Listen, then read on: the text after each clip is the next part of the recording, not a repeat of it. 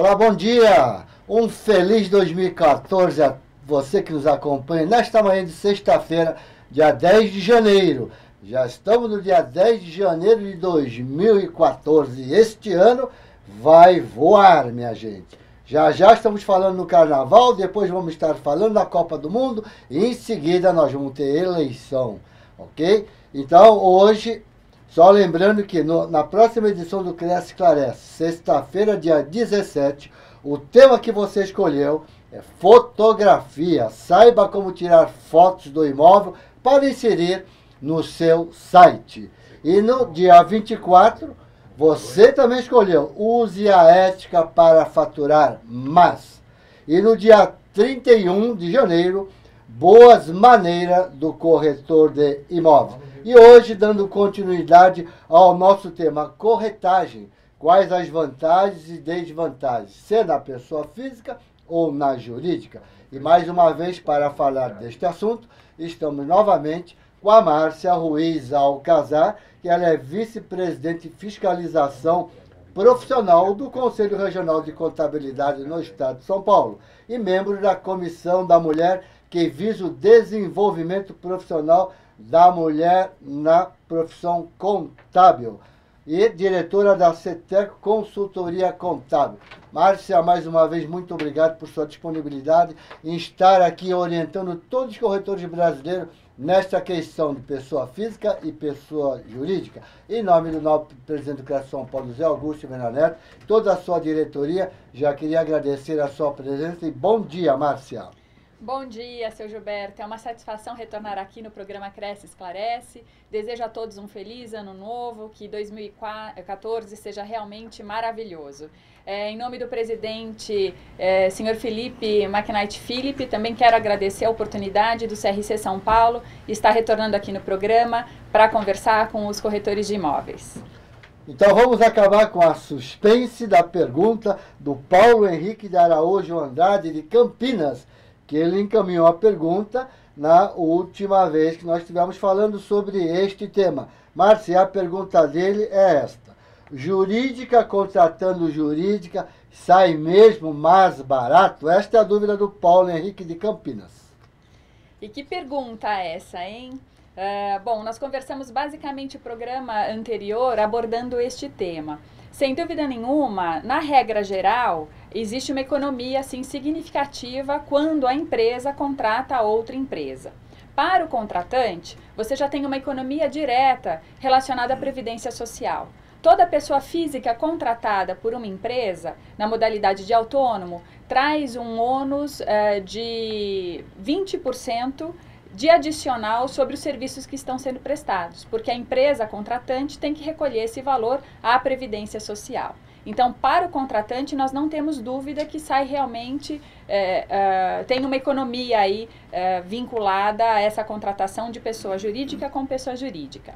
Agora, para a pessoa física que presta serviços, obviamente tudo depende do volume de rendimentos que ela acumula, né? Então, se for um rendimento muito pequeno, não vale a pena você constituir uma empresa para ter todo o custo administrativo de manutenção dessa empresa. Mas se os rendimentos já forem representativos, também a economia é significativa. Então, você deixa de pagar na tabela progressiva do imposto de renda, né, que é um imposto, acho que mais pesado que a pessoa física tem, pode chegar a 27,5%, para recolher um imposto na modalidade, por exemplo, de lucro presumido, que pode chegar no máximo a 16,33%, aproximadamente. Então, a conclusão é que precisa fazer cálculos, mas na regra geral tudo indica que sim, que existe uma grande economia na relação pessoa jurídica com pessoa jurídica, para os dois lados. Muito bem. Já que nós estamos falando em recolhimento de imposto, Márcia, sonegação de imposto, quais são as penalidades aplicadas pela Receita Federal às pessoas físicas ou à jurídica? Na verdade, esse é um assunto que tem que assim, trazer bastante preocupação, né? A sonegação do imposto se caracteriza pela ausência do recolhimento, pela não declaração do imposto devido na operação. Então, é um assunto grave, pode gerar até um processo crime. Quando a gente fala em penalidades da Receita Federal, existem diversas penalidades, porque são diversas o momento em que você tem que recolher o imposto ou declarar como esse imposto foi recolhido. Então, para cada situação, a Receita Federal define uma penalidade. Então, por exemplo, se você não declara o seu imposto de renda pessoa física e é obrigado a declarar, ou declara em atraso, né? Então você tem penalidades para essa situação. A gente costuma dizer que não existe uma pena inferior a R$100 e a pena ela pode chegar a alguns milhões de reais dependendo do valor da operação. Então existem penalidades mínimas estabelecidas para a pessoa física que pode variar de R$100 a R$200 aproximadamente, dependendo da situação que você esqueceu de fazer, né, ou declarar, ou recolher o imposto, e penalidades máximas que podem chegar a percentual sobre a base de cálculo do imposto devido. Então, tem que tomar muito cuidado quando você esquece de recolher o seu imposto. As multas diárias são de 0,33% ao dia, acumulando aí no máximo 20% de 20% de atraso, né, nos recolhimentos a título de multa. E tem multas também por obrigações acessórias, que variam aí de 150, 160 aproximadamente, até valores em percentuais sobre a base de cálculo do imposto. Então, tem que cumprir prazo, tem que recolher na data certa para evitar aborrecimentos e até por um esquecimento ou até mesmo uma inobservância à legislação vigente, uma penalidade mais grave no caso de sonegação fiscal, que pode caracterizar um processo crime. Tá? Muito bem, e as perguntas estão abertas. Nós temos aqui uma colocação do Valdecir, lá de Mairinque. Ele diz aqui: no último CRES Esclarece, a senhora disse que o corretor de imóveis estava descartado da opção MEI. Depois disso, fui pesquisar e encontrei notícia falando sobre o assunto, dizendo: Senado aprova a OPL 9010, que torna corretor de imóveis microempreendedor individual. Isso procede ou não? Valdecir de Mairinque. Então, na verdade, as alterações na legislação, elas são constantes. A situação do microempreendedor individual, a limitação de rendimento é muito grande, né? Então, supondo que você faça uma venda e ganhe uma comissão, um valor de imóvel hoje, eles têm uma certa representatividade. Então, obviamente, você já se desenquadraria dessa situação pelos valores envolvidos.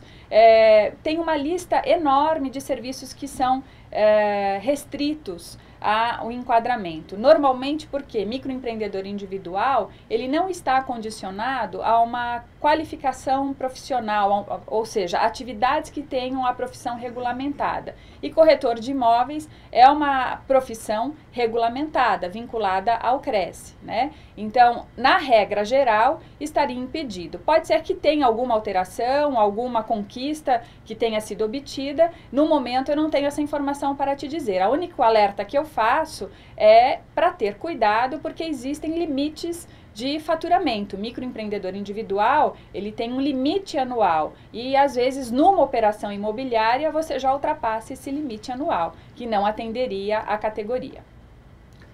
O microempreendedor individual, se me falha a memória, Márcia, não é 36 mil ano? Era, pelo menos? Eu tenho... acho que era mais ou menos isso. Se for, ela não vai se enquadrar. Ela normalmente não enquadra, porque acho que ela não enquadrava. Pelo limite de faturamento. Pelo limite de faturamento, exatamente, pela atividade da corretagem. Que é uma atividade regulamentada. Isso. Vamos ver agora aqui uma outra colocação, porque existe muita dúvida dos corretores de imóveis. Vamos ver aqui. Tanto na pessoa física como na jurídica, elas estão obrigadas a declarar de MOB e comunicar o COAF. COAF é Conselho de Atividade Financeira, né? Tanto a física como a jurídica, elas estão enquadradas para poder declarar de NOB e comunicar o COAF, Márcia? Com certeza, né? Essa providência que o governo toma em transferir para o contribuinte o papel de fiscalização é justamente para que você, como contribuinte, faça a sua parte e declare as informações que você teve conhecimento. A questão da DIMOB, que é uma declaração de informação sobre atividade imobiliária, ela basicamente pega todas as pessoas jurídicas e pessoas físicas que exercem de alguma forma atividades relacionadas com os negócios imobiliários. Então, desde incorporação, construção, aluguel, administração de imóveis, etc. É bem abrangente e agora em fevereiro é o prazo, normalmente no último dia do mês de fevereiro, é o prazo que se entrega essa declaração para a Receita Federal. Já com relação ao COAF, também existe uma lista enorme de pessoas jurídicas e de pessoas físicas obrigadas a declarar isso ao COAF.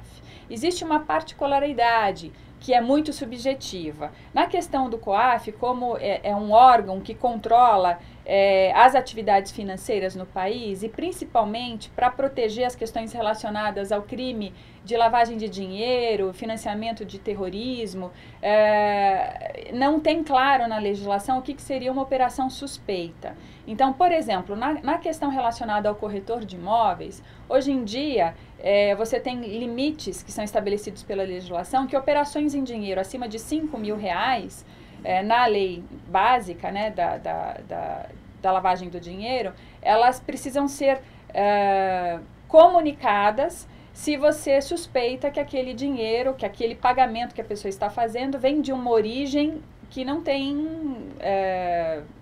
origem, né? Vem de uma origem estranha, que você não consegue identificar a forma de recebimento daquele valor.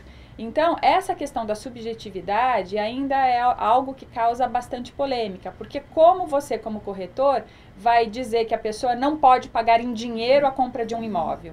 E a gente usa a questão do uso e costume, né? Ninguém anda com uma mala, vai num empreendimento e está aqui R$1 milhão para comprar um apartamento em dinheiro, ou R$200.000 em dinheiro, ou R$300.000 em dinheiro. Então, você achando suspeita essa transação, ou seja, o volume de dinheiro que a pessoa está se dispondo a colocar nesse investimento imobiliário, enfim, você obrigatoriamente deveria comunicar ao COAF. Isso não significa uma denúncia, isso vai ser objeto de investigação.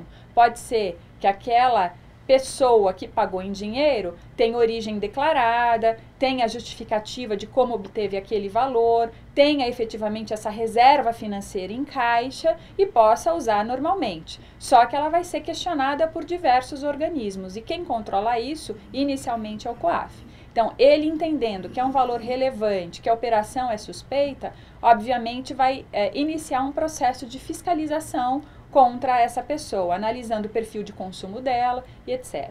Então, são situações novas que nos colocam, né, como agentes fiscalizatórios, num primeiro momento, para comunicar as informações relacionadas a todo e qualquer tipo de transação imobiliária. O Eduardo, aqui de São Paulo, ele fez uma pergunta que está fora do nosso tema de hoje, mas eu vou responder para o Eduardo. A pergunta dele é: como será o novo processo de formação de corretores de imóveis? Vai ser pelo período de uma faculdade padrão? Não, por enquanto, veja bem, a legislação continua a mesma, continua o TTI, que nós chamamos Técnico de Transações Imobiliárias, mas também nós temos a gestão imobiliária, que são aqueles 4 semestres na faculdade. Seria melhor quem puder fazer esta faculdade de 4 semestres, seria bem melhor do que o TTI, ok? E a Consuelo de São José dos Campos, ela faz uma pergunta e coincidentemente eu tenho uma quase próxima ao dela. Então ela pergunta assim: eu gostaria de saber se a imobiliária que contrata um corretor, pessoa física como autônomo, é obrigado a recolher o INSS desse corretor. E eu já tinha uma pergunta aqui do Consuelo, que faz assim: o corretor que presta serviço como autônomo, qual é o procedimento para o recolhimento do INSS para poder se aposentar um dia, né?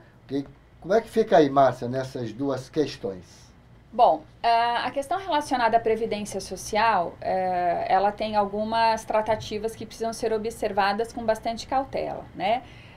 O fato de você ser corretor autônomo, né, ou seja, uma pessoa física prestadora de serviços, não tem um CNPJ vinculado, vai exigir com que o contratante, se for pessoa jurídica, faça o recolhimento por você, ou seja, a responsabilidade de recolhimento da sua previdência social fica com quem lhe contratou, se for pessoa jurídica. Então, essa pessoa jurídica vai reter dos seus honorários, né, o valor equivalente a 11% e recolher isso na guia de previdência social que ela faz mensalmente. Então, além da parte que ela contribui, ela também retém a sua parte e recolhe na guia de previdência social. Agora, se a sua relação é com prestação de serviços a outra pessoa física, o seu recolhimento tem que ser providenciado por você mesmo, não é a pessoa física que vai fazer nenhum tipo de retenção.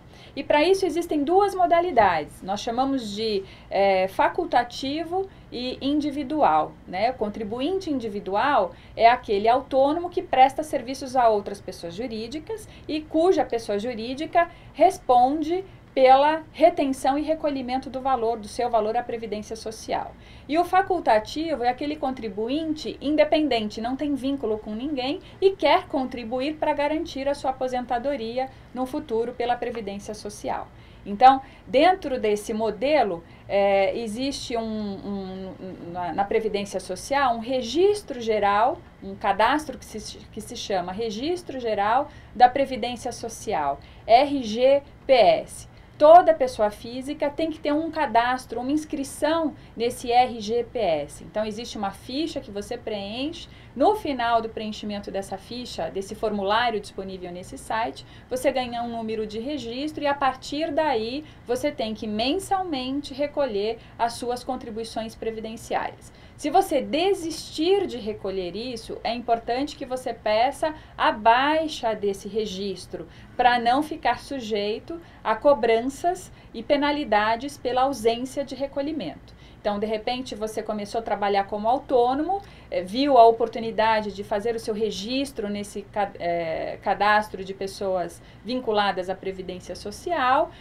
começou a contribuir mensalmente e aí você arrumou um emprego, saiu da atividade. É importante deixar claro que, uma vez inscrito, o recolhimento é obrigatório, tendo ou não tendo realizado prestação de serviços no mês, tá? É um recolhimento fixo e tem tetos de contribuição que o contribuinte se obriga a recolher mensalmente.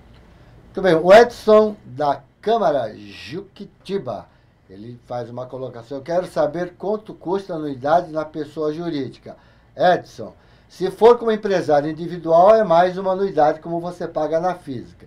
Daí para frente, vai depender do seu capital social. Salvo engano, o mínimo é 882, mais ou menos isso. E ele também completa aqui: qual é a verdadeira vantagem de ter o Cresce jurídico? Acho que tem muita vantagem aí. A Márcia pode explicar melhor, porque na pessoa física, de imposto, a gente recolhe 27,5% mais alguma coisa de ISS, alguma coisa assim. Na nota fiscal é bem mais barato, né, Márcia? Com certeza, né? Na nota fiscal, quando você tem um Cresce pessoa jurídica, ou seja, você constituiu uma empresa que vai realizar atividades imobiliárias nos seus diversos segmentos de atuação, você tem algumas modalidades de impostos que você pode optar. Isso se chama regimes tributários, né? Então, você tem o regime tributário lucro presumido, você tem o regime tributário lucro real. Normalmente, os regimes tributários simplificados, como o Simples ou o MEI, eles têm diversos impedimentos. Então, antes de tomar qualquer decisão nesse sentido, precisa ser feita uma análise criteriosa do tipo de atividade imobiliária que você vai desenvolver. A maioria delas tem vedação, né? Então, um exemplo: no lucro presumido, de tudo que você faturar, ou seja, toda a sua receita, ela vai ser tributada numa alíquota fixa de 16,33%. Todos os impostos, imposto de renda, contribuição social, PIS, COFINS e o ISS, sob a prestação de serviços, estão embutidos, compostos nessa alíquota. Na pessoa física, você já começa pagando, num teto máximo de recolhimento, 27,5%. Então, você já vê direto uma redução de 27,5% para 16,33%. Tá? Então, precisa fazer conta, aparentemente, né, na regra geral, tudo indica que a economia é significativa. Então, a melhor coisa a fazer é consultar um contador devidamente habilitado para que possa fazer as simulações, os cálculos e construir esses cenários, lhe apresentando os comparativos em relação a essa economia. Tá? Na regra geral, com certeza a gente tem bastante segurança em dizer que existe a grande possibilidade de uma economia real. Agora eu vou pedir para a Márcia me ajudar aqui nesta pergunta do Joel Borges, de Mogi das Cruzes. O corretor poderá ter uma empresa Eireli, está correto aqui? É isso mesmo? Eireli? Exatamente. Esse é um modelo que nós acabamos não comentando no programa anterior, mas Eireli significa empresa individual de responsabilidade limitada. É um novo tipo societário, portanto, qualquer pessoa pode constituir esse tipo de empresa. Qual que é a diferença de uma Eireli para uma sociedade empresária ou para uma sociedade simples? É que ela é de um sócio só. Não precisa ter sócio para compor a sociedade, né? Qualquer outro tipo de sociedade, seja ela simples ou sociedade empresária, limitada ou não, ela tem que ter no mínimo 2 pessoas para ser constituída. A diferença de uma sociedade para uma Eireli é a exigência de capital mínimo. Então, na Eireli, você só consegue constituir se tiver disponibilidade de constituição de um capital social na ordem de 100 salários mínimos, o que vai dar aproximadamente uns 70 mil reais arredondando. Então, você tem que saber que ao constituir essa empresa, a primeira providência que você vai fazer é depositar na conta bancária da empresa 70 mil reais, aproximadamente, tá? Porque a base de referência são os salários mínimos, né? O salário mínimo. Então, arredondando para facilitar aqui o exemplo, se você não tem essa disponibilidade financeira, para deixar o recurso na empresa, você não poderia abrir esta Eireli. Tendo esse recurso, qualquer pessoa pode abrir a Eireli. Não existe vedação de atividade, até porque é um modelo societário para possibilitar a constituição de uma empresa cujo sócio seja exclusivo, só ele, né? Não precisa ter uma outra pessoa configurando no contrato social. Se ele não tivesse capital, Márcio, então ele pode abrir como empresário individual, né? Abre, mas aí a grande diferença do empresário individual para Eireli é a responsabilidade limitada. No empresário individual, a responsabilidade é ilimitada. O que isso significa? Que todos os seus bens constituídos na pessoa física podem, numa demanda judicial, ser questionado por qualquer problema que essa firma individual venha a passar. Então, não existe capital, portanto, não existe limitação de responsabilidade.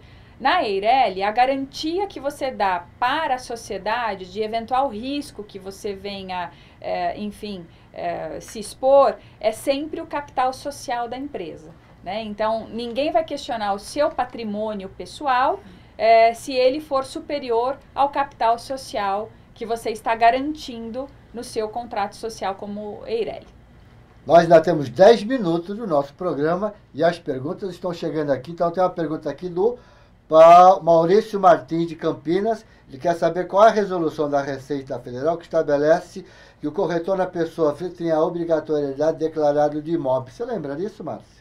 Eu não tenho o número da fundamentação legal, mas essa informação é muito simples de ser obtida. Se você der uma pesquisa na internet, nesses sites de buscas e colocar DIMOB, vai ter, ou mesmo no site da Receita Federal, você tem a informação da fundamentação legal. Me perdoe, mas as leis são inúmeras e eu não tenho agora esse número da fundamentação legal que diz a resolução, a instrução normativa da constituição dessa DIMOB.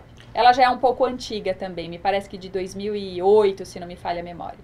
O Paulo Rogério, aqui de São Paulo, ele faz aqui uma colocação. Para vendas acima de 4 milhões de reais no ano, qual é a melhor forma para a emissão da nota fiscal com relação às alíquotas tributárias? Paulo, Essa é uma situação que envolve uma análise um pouco mais criteriosa. Se a gente levar em consideração que você não tem um custo operacional, ou seja, não existem despesas, a empresa não tem funcionários, ou o autônomo não teve funcionários, o autônomo pessoa jurídica, tá? Constituído como uma EIRELI ou uma firma individual, a melhor modalidade é o lucro presumido, porque ele estabelece um recolhimento limitado, um entendimento limitado em relação à base tributária. O que eu quero dizer com isso? Que apenas do teu faturamento, apenas 32% do teu faturamento vai ser interpretado como lucro. Essa determinação está na legislação. Então, a Receita Federal entende que o lucro de toda empresa prestadora de serviços é 32% sobre o faturamento.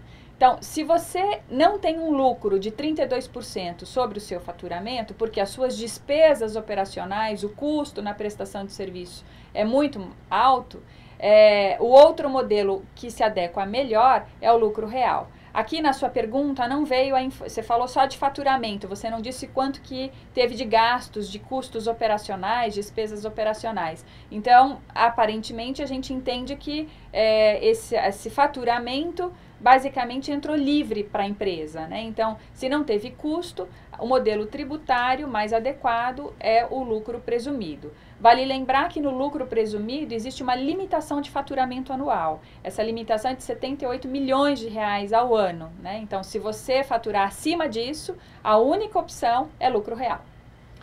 Olha aqui, a Silvia M. Silva, de Pontal, ela nos ajudou aqui. Ela diz assim: o faturamento anual para se enquadrar no MEI é 60 mil. Bem restrito para o corretor que está na ativa. Legal, obrigado, hein, Silvia. Agora eu quero fazer uma pergunta aqui, que isso aqui é o que acontece no mercado imobiliário, Márcia. Olha, veja bem, eu acredito que desta maneira que o pessoal está fazendo não fica 100% regular. Mas vamos perguntar para quem entende do assunto, né? Márcia, o comprador, ao pagar o vendedor, a empresa imobiliária pede para o comprador emitir cheques separados. Dos honorários da imobiliária, dos honorários do corretor, do supervisor, do gerente e aquilo que vai para o vendedor. Como é que fica nessa questão de nota fiscal? Como é que fica essa... Isso está regular fazer isso? Como é que podemos orientar o nosso colega, que está acontecendo muito no mercado imobiliário, viu, Márcia? Sabemos que isso é uma prática muito comum e que chama bastante atenção, né? Em função talvez até do esclarecimento em relação ao assunto, muitas pessoas estão passando por problemas por deixarem de cumprir com os compromissos fiscais da forma adequada. Então, veja bem, se você emitiu uma nota fiscal diretamente recebeu o valor diretamente do comprador, né, e esse cheque que você recebeu veio nominal a você, caracteriza-se de alguma forma que essa prestação de serviços foi realizada diretamente ao comprador, né? A imobiliária, quando solicita que essa segregação de valores seja realizada, é justamente para evitar que uma receita que não é dela seja tributada como faturamento dela, né, como receita dela. Então, também é confuso a imobiliária receber toda essa receita e depois repassar o valor para os corretores, as pessoas envolvidas na transação. Isso traria uma bitributação e, com certeza, um custo operacional maior. Então, o mercado encontrou uma alternativa de de permitir com que a relação da prestação de serviços fosse realizada diretamente com o comprador. E nesse sentido, se essa for a situação onde é permitido o corretor, o supervisor ter uma prestação de serviços direta para o comprador, essa nota fiscal eu entendo que deveria ser emitida para o comprador e não para a imobiliária, né? E ao emitir essa nota para o comprador, vocês têm que observar se esse comprador é uma pessoa jurídica, é uma forma de tratar. Se esse comprador, é uma pessoa física, é outra forma de tratar a parte de recolhimento de impostos. Se esse comprador for uma pessoa jurídica, você já vai ter retenções nesse seu recibo. Aquele valor da sua comissão já vai ter a dedução de diversos impostos do imposto de renda pela tabela progressiva, do ISS, se você não tiver uma inscrição na prefeitura municipal como autônomo, for um autônomo não inscrito na prefeitura, além da previdência social que precisa ser recolhida para sua aposentadoria. Então, com certeza, aquela comissão vai ter já uma mordida grande do leão aí e você vai receber um valor líquido bem menor. Se você for prestar serviços, o comprador for uma pessoa física, você tem que lembrar de recolher no mês subsequente, a data do recebimento dos seus honorários, o valor do carnê-leão, né, que tem que ser recolhido mensalmente. Não pode deixar para recolher o imposto de renda da pessoa física na entrega da declaração anual, senão fica tudo atrasado, tudo vencido e você vai ter multas e juros que serão cobrados pela Receita Federal. Então, as duas modalidades são bem distintas. Se o comprador for pessoa jurídica, a mordida vai ser bem maior, retenção fonte, e ele vai depositar ou fazer o cheque, deveria fazer o cheque para você, com todas as retenções devidas. Se o comprador for uma pessoa física, você não pode esquecer de recolher o seu carnê-leão mensalmente, somando todos os rendimentos, as comissões, os honorários que você teve num determinado período. Muito bem, já estamos chegando no final do nosso programa. Meia hora é rápido, mas vamos fazer um bate-bola rapidinho com a Márcia aqui. Tem umas perguntas que eu julgo serem interessantes. Por exemplo, um corretor na pessoa física, quando recebe honorário de uma pessoa física, porém parcelado, como é que ele recolhe o carnê-leão? Então, carnê-leão é regime de caixa. Eu tenho que receber para ter que tributar, tá? Então, você vai recolher o carnê-leão pelos valores recebidos, né? A pessoa física, toda a gestão da pessoa física é diferente da pessoa jurídica, né? Toda a gestão pessoa física, ela foca recebimento, regime de caixa, ou seja, recebi, eu tributo. Se eu não recebi, eu não tributo. Então, se acumula, você vê tudo que você recebeu num determinado mês, apura na tabela progressiva do imposto de renda qual é o imposto que você vai ter que recolher e no mês seguinte você faz o recolhimento do seu DARF correspondente à apuração do seu carnê-leão mensal. Mais uma perguntinha minha aqui. Por exemplo, um comprador desiste e perde o sinal, Márcia. Para o vendedor, isso incide imposto? Para o vendedor, sim, todo ganho que a gente tem na vida, até no programa anterior eu falei que a única certeza que a gente tem no Brasil é que a gente nasce pagando imposto e morre pagando imposto. Entrou dinheiro na tua conta, tem que pagar imposto. Você não é uma instituição de caridade, né? Então, entrou um dinheiro na tua conta, até doação, né? Se for superior a determinado valor, acima de aproximadamente 45 mil, tem imposto que incide. Nem doação é livre de imposto, tá? Então, receber um valor, mesmo que tenha sido objeto de um cancelamento, de um prejuízo, de uma multa, isso tem tributação. E ela é tratada da mesma forma que honorários. A receita tem que ir para a tabela progressiva, se você for pessoa física, e isso incide na apuração do carnê-leão normalmente, tá? O comprador também perde esse dinheiro. Essa despesa não é dedutível, não é um prejuízo, ele vai simplesmente, se for um comprador pessoa física, ele pode declarar esse valor na declaração como pagamentos efetuados, mas sem possibilidade de aproveitamento de benefício fiscal algum. Muito bem, já estamos chegando no final do nosso programa. Já queria agradecer a você que nos acompanha nesta manhã de sexta-feira. Colega pessoal de Andradina, Araçatuba, Araraquara, Arujá, Atibaia, Barretos, Barrinha, Barueri, Campinas, Carapicuíba, Catanduva, Cosmópolis, Cotia, Cubatão, Diadema, Franca, Fremont, na Califórnia, nos Estados Unidos. Um abraço aí a quem nos acompanha, hein? Guaratinguetá, Guarulhos, Hortolândia, Indaiatuba, Itanhaém, Itapetininga, Itapeva, Itápolis, Itatiba, Itu, Jundiaí, Miami, na Flórida também, Mogi das Cruzes, Monte Alto, Oswaldo Cruz, Paulina, Pedreira, Piracicaba, Praia Grande, Ribeirão Preto, Rio Claro, Santo André, Santo São Bernardo do Campo, São Caetano do Sul, São Carlos, São José dos Campos, São Paulo, muitos colegas, São Vicente, Sorocaba, Sumaré, Taubaté, Tomé, Açu, Tupã, Uberaba, Minas Gerais, Valinhos, Várzea Paulista e Vinhedo. Márcia, eu queria deixar a palavra aberta para a gente encerrar o nosso programa desta sexta-feira. Alguma coisa que é interessante, que você julga interessante, a dar essa dica aos colegas corretores. Eu quero, a princípio, desejar novamente um feliz ano novo para todos vocês e que nessa atividade, na formalização dessa atividade, vocês contem com os contadores, os profissionais da contabilidade, que são os profissionais que tenha competência, que tenha habilidade para fazer toda a orientação, para prestar todo o esclarecimento que vocês precisarem nessas alternativas de constituição de empresas e modelos de tributação. O Conselho Regional de Contabilidade sente-se muito honrado, seu Gilberto, de estar aqui novamente com vocês e ficamos sempre à disposição, tá? Que vocês realizem todos os sonhos e que 2014 seja um ano maravilhoso para todos. Obrigado, Márcia. E tem uma dica aqui do Rolando Bolivar de Itapetininga. Ele diz aqui, ó, a Secretaria de Planejamento da Prefeitura pode adiar a entrega de certidão de diretriz por motivo de que no próximo mês possivelmente entrará em vigor o novo plano diretor de Itapetininga. Colega, você sabe tirar fotografia? Não muito bem. Na próxima semana, nós vamos trazer um especialista aqui para te dar as dicas como fotografar um imóvel para você colocar no seu site ou mostrar para o seu cliente, ok?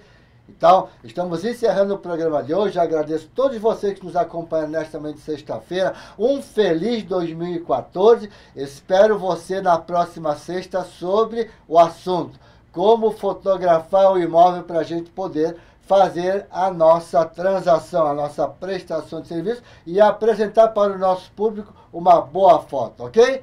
Então, tenha uma ótima sexta-feira, um bom final de semana, bons negócios e até a próxima. Tchau!